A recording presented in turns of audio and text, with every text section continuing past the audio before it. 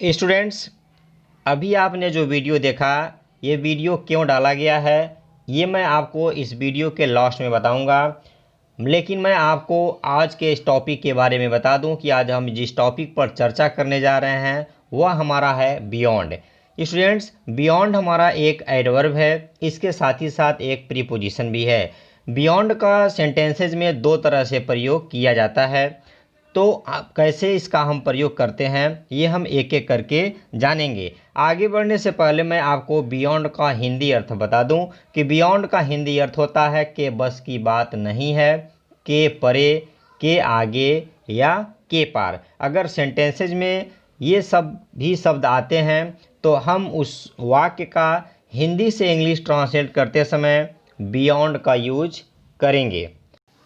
Rule number 1, beyond का प्रयोग बस की बात नहीं है के लिए किया जाता है। अर्थात किसी दिए गए हिंदी सेंटेंस में कि बस की बात नहीं है या तुम्हारे यह परे है दिया हो तो उस वाक्य का ट्रांसलेट करते समय बियॉन्ड से करेंगे।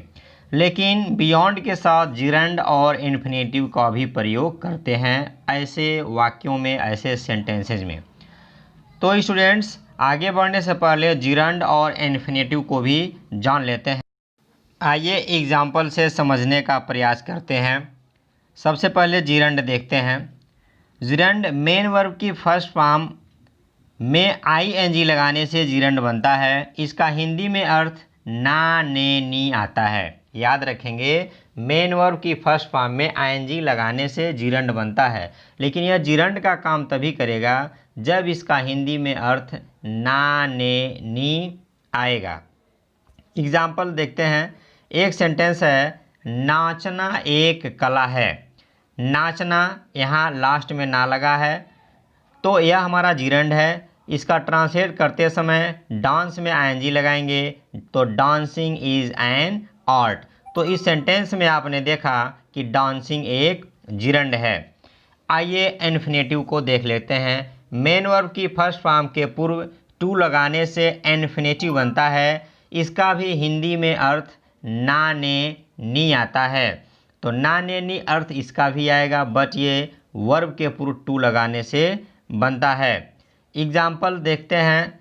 एक सेंटेंस है, झूठ बोलना पाप है।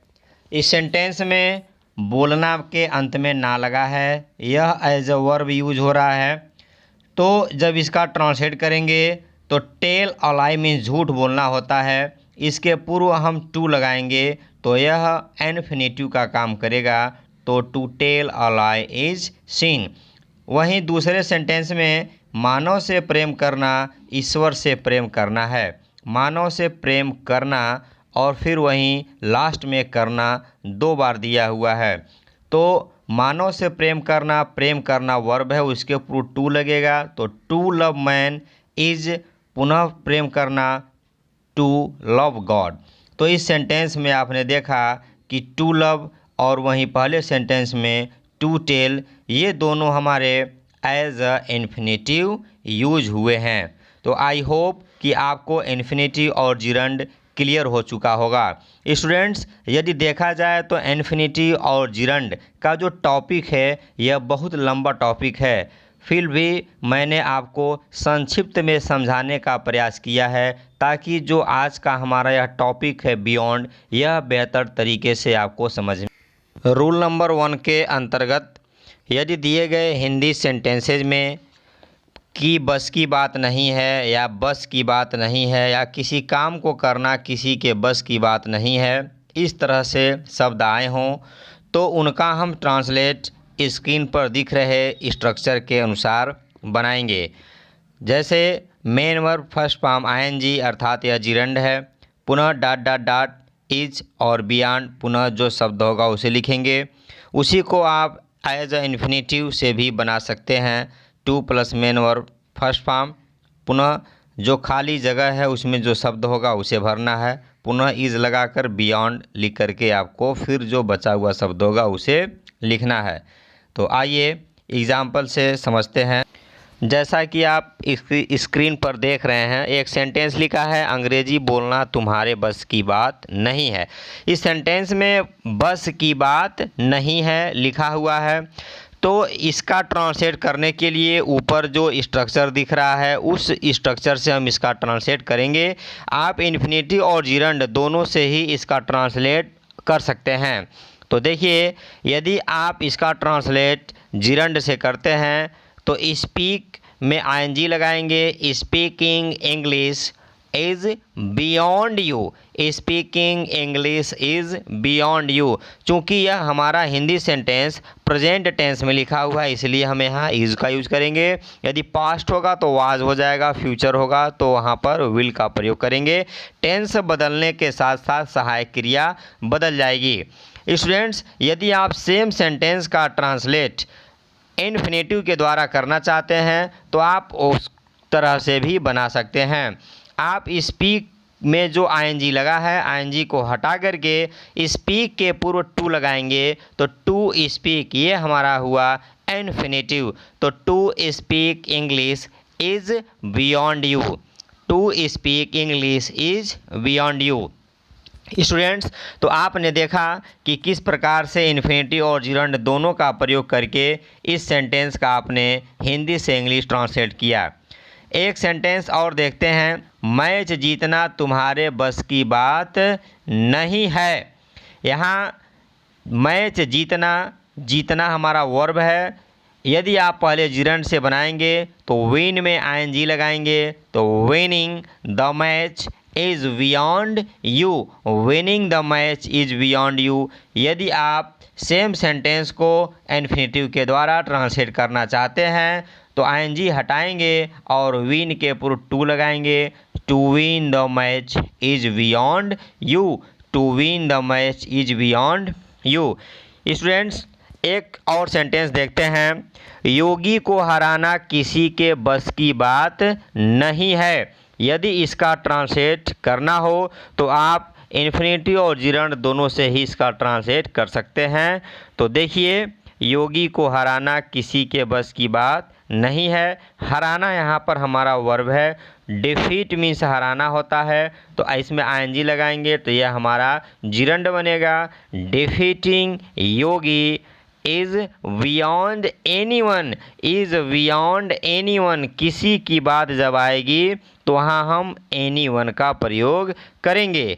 तो स्टूडेंट्स, आपने जो वीडियो में सबसे पहले देखा, जो वीडियो चल रहा था, जिस वीडियो में एक पत्थर को कई लोग उठाने का प्रयास कर रहे थे, तो आप ऐसा कर सकते हैं कि इस पत्थर को उठाना तुम्हारे बस की बात नहीं है। इस काम को करना तुम्हारे बस की बात नहीं है। इस कार को चलाना तुम्हारे बस की बात नहीं है। इस मकान को खरीदना तुम्हारे बस की बात नहीं है। बियॉन्ड का रूल नंबर 2 देखते हैं। इस रूल नंबर 2 में बियॉन्ड को एज अ प्रीपोजिशन किस प्रकार से यूज किया जाता है, इस वीडियो में आप जान पाएंगे। यहाँ बियॉन्ड का अर्थ के पार या के आगे होगा। जैसे प्यार के आगे कुछ भी नहीं है। सेंटेंस है, प्यार के आगे कुछ भी नहीं है, तो देयर इज़ नथिंग, कुछ भी नहीं है। Beyond love, there is nothing beyond love.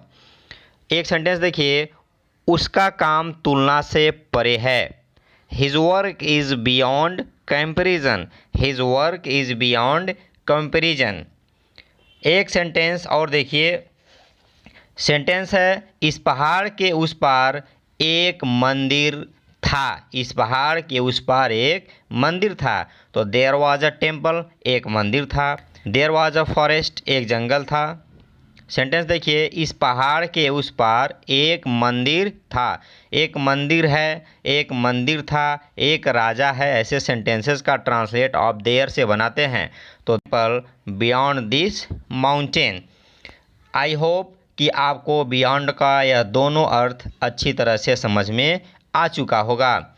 Students, यदि आप मेरे चैनल पर नए मेहमान हैं तो मैं आपका स्वागत करता हूं। यदि अभी तक आपने मेरे चैनल को सब्सक्राइब नहीं किया है तो मेरे चैनल को सब्सक्राइब ज़रूर कर लें, ताकि रोज़ आने वाले वीडियो का नोटिफिकेशन आपको बिल्कुल सही समय पर मिलता रहे। तो आज के वीडियो में फ़िलहाल इतना ही, फिर हम नए वीडियो में नए टॉपिक के साथ मिलते हैं। तब तक के लिए गुड बाय।